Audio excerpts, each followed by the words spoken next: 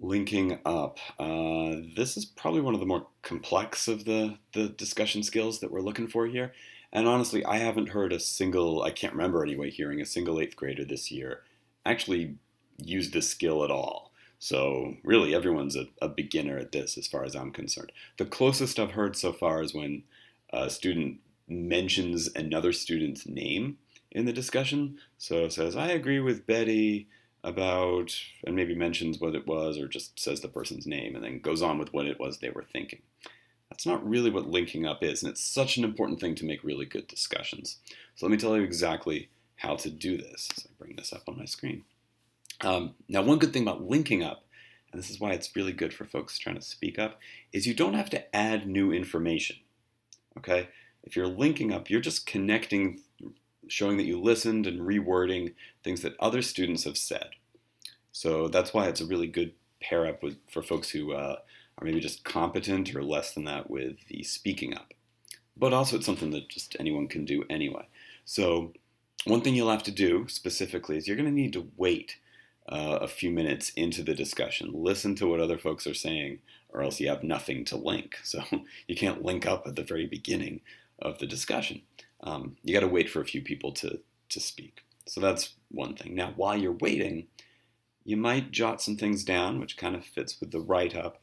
But even it can just be like a really basic kind of little note to yourself on your reaction sheet or another piece of paper or something. They'll just help you remember what other people said.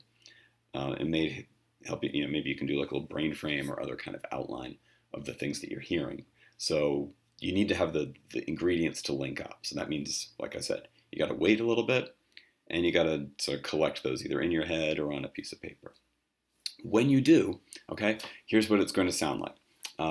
So again, it's been going for a little while and then you pipe up, speak up and say, so it sounds like many people feel that, and then fill the blank with what it is that you've heard. And then you could even pose it as a question if you want, like, does anyone else agree?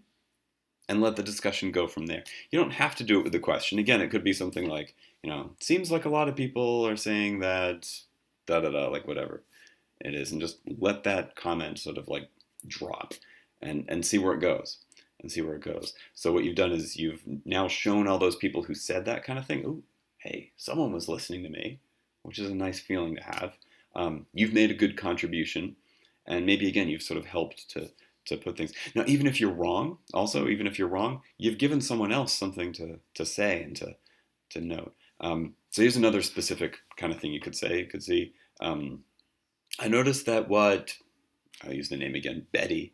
I noticed that what Betty said really sounds different than what Joseph said, and I wonder what we can learn from that. Again, you can have like that kind of little question at the end.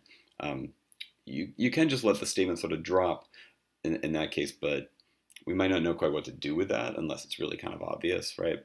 Again, I'll repeat this one, right? I noticed that what Betty said about whatever it was is really different than what Joseph, or maybe you mentioned a couple people, said. And then you could tell us what you think about that, right? So now you've contrasted. You've shown a contrast.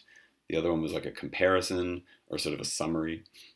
So those are some specific ways to kind of link up what other people have been saying in the discussion, and it helps kind of move things forward. So maybe, again, you don't want to be the link up person all the time, right? Or else we're going to keep looking to you to see, oh, the link up now. It's a strategy you can use like from time to time. If you're going to improve at this, I would say try this maybe like once or twice in a discussion. And again, it's not something you have to say a long time or say a lot about. So it gives you time, also opportunity to try other kinds of things. But as it becomes more comfortable for you, as you try getting beyond that script that I gave you, that's how you're going to become more of like sort of a master at linking up. And by the way, I don't know if you noticed, this is something I try to do when we're having yellow light kind of discussions. This is something I've modeled a bit before, and maybe just pay a little more attention to how I do that, and then during yellow light kind of discussions, and then you can apply it when we're having these other kinds of conversations.